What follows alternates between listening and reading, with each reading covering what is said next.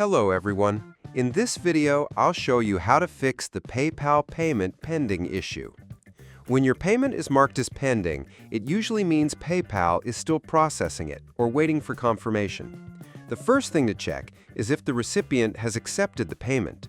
If you sent money to a new email, make sure the receiver has confirmed their PayPal account. Next, check if you paid with a bank account, because bank transfers can take a few business days to clear, which keeps the payment pending until it's fully processed.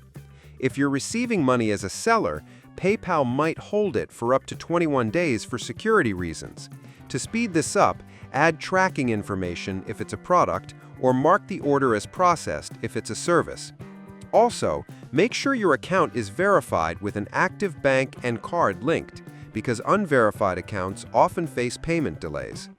If none of these apply, log in to the Resolution Center to see if PayPal has placed any holds or requires more details from you.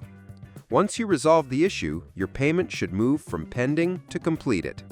And that's it. That's how you fix the PayPal payment pending issue. Subscribe the channel for more videos.